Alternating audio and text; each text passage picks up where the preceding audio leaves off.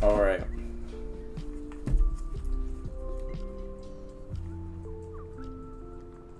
Today we have a PlayStation 5 controller. This one is having issues with the right joystick. What we're actually going to do is we're going to run a test on it to make sure that that is the actual issue that we're encountering right now with a joystick tester website that I have access to. We're going to go ahead and test out this controller. We're going to see if when we move the right joystick, if it does anything on its own and how close it is to the center. Ooh, as we can see, this one, whenever I let go of it, it seems to still be moving on its own. Quite a bit. And even if I slightly touch it, it seems to be kind of jolting around quite a bit. So this was the one it came in for. We're going to test out this one as well. It seems like it's definitely not centered. And when I do this slight pull down, this one doesn't seem too bad, but it might give the customer issues in the future. I'm pushing it all the way up here, and it's kind of missing some of these spots up here. You see it's like jumping around, and I'm just putting straight upward pressure on it. This one seems to be a little messed up as well. It won't give any issues anytime soon, but in the long term, this one might actually give the customer some issues. I'll reach out and see if they want to do this one, but if anything, we're just going to go ahead and get started on it. Alright, so starting off with this controller. This is a PlayStation 5 controller. Came in with some issues for the joystick, and we're gonna get right into it. First, for these PlayStation 5 controllers, you start with this little black plastic piece here at the bottom. This actually comes off super easy. Love working on PlayStation 5 controllers. It definitely made them in a way that isn't impossible to fix, unlike many of the controllers I'm actually used to working on. PlayStation 4, for example. Let's just slide this piece off. A little bit of crust in here, nothing too bad. So these hold this in here, but to get those off, first we need to get these little bumpers out. They actually come out pretty easy as well. And there's some screws hidden behind these that actually hold the whole PlayStation controller together. That one was fighting me a little bit, so I had to do that one. Okay, so after getting that off, we are going to go ahead and get these screws out.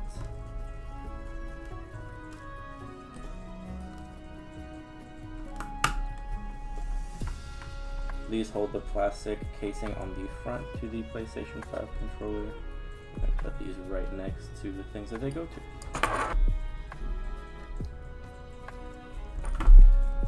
And then we're going to take these screws off on the bottom as well. Can't miss these. These also hold the two shell casings together. In a little bit, since I've done one of these, but love them. Now these are a bit scary. Whenever you do take these apart, they do make a very loud crunch sound, which won't damage it in any way, but it does sound scary, like that. And we got that piece off. This is the battery. We're going to just go ahead and take that out and unplug it. Never want power running through a device while you're working on it. We're going to take this screw out. It's for the battery holder, or whatever you'd like to call it. We're going to use some tweezers. There's a ribbon cable right here that holds this microphone in place, or connects this microphone to the actual PlayStation controller. I'm going to slowly work this out. We definitely don't want to break this. Very important to have a microphone on your PlayStation 5 controller. Now that we got that off, we can get this off. That goes in there.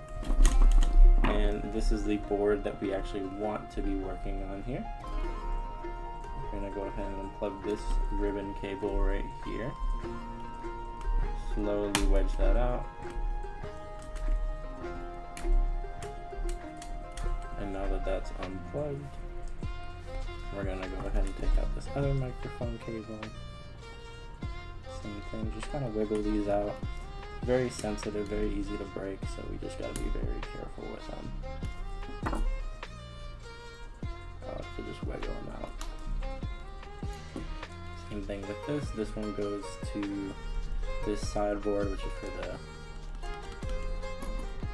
triggers and vibration motors, same thing.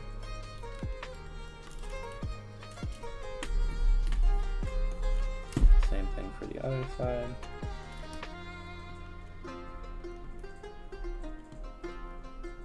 Just gotta wiggle this out. There we go.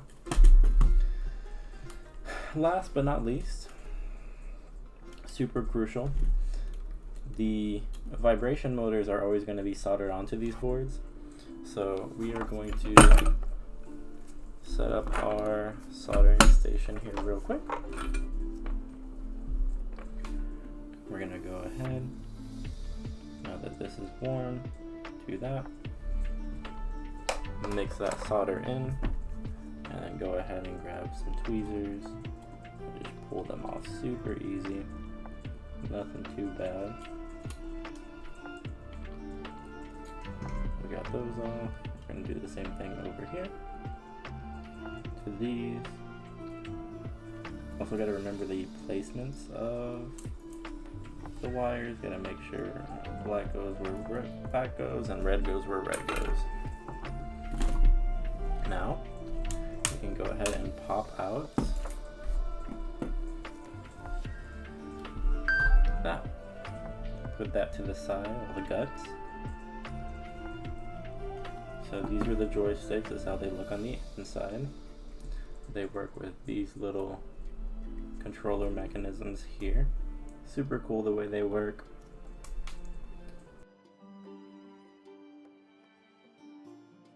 Getting right into it, we want to add a little bit of that solder I was talking about to each one of these here so that we can pull these out. Customer has agreed to doing both, so we are going to do both.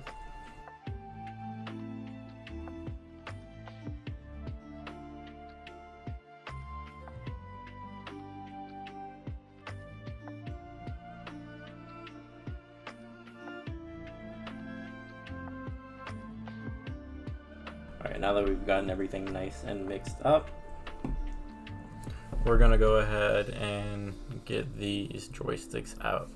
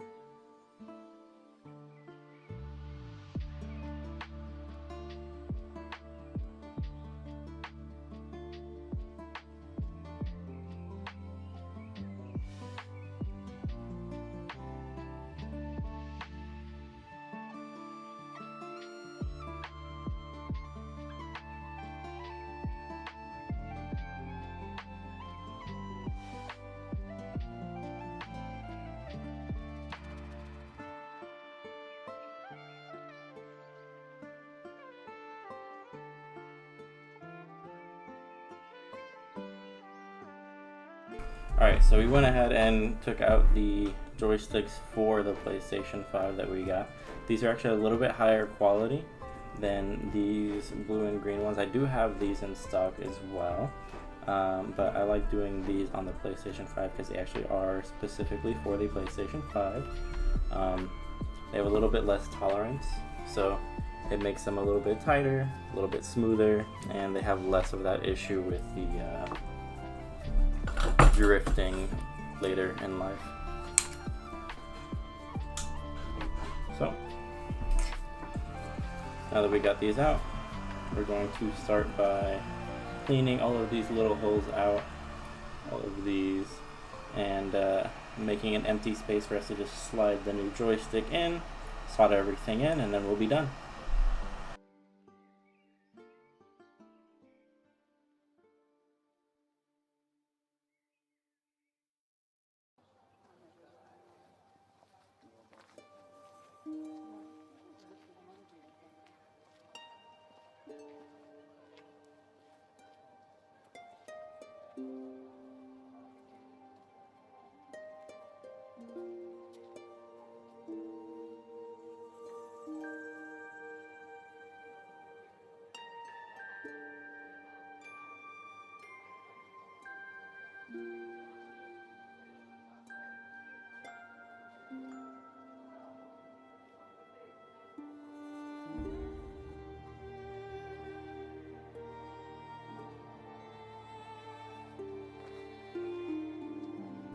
So these, they only fit one way.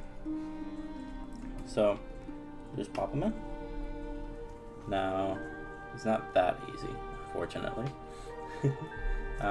We actually have to solder these in.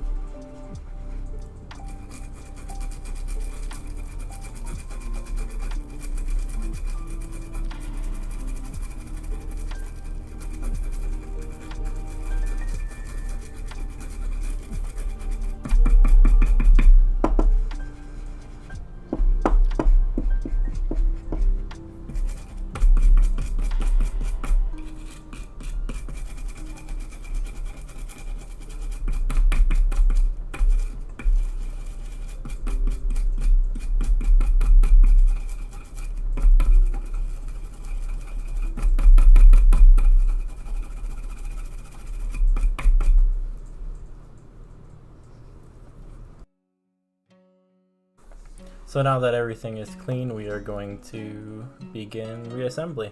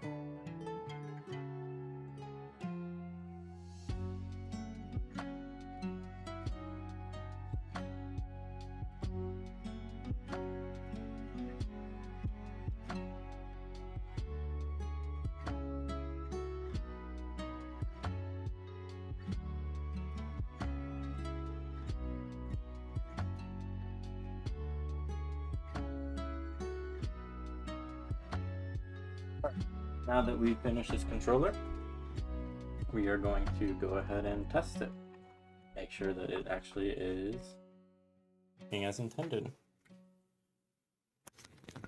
I'm gonna move them around a bit, make sure they all settle into their nice spots. Move everything around. So as we can see, the controllers are no longer moving on their own. They like to jump right back and they stay exactly where they're supposed to be.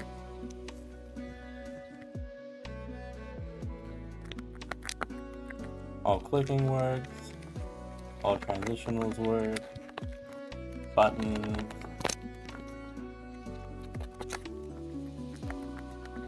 Love the click on these.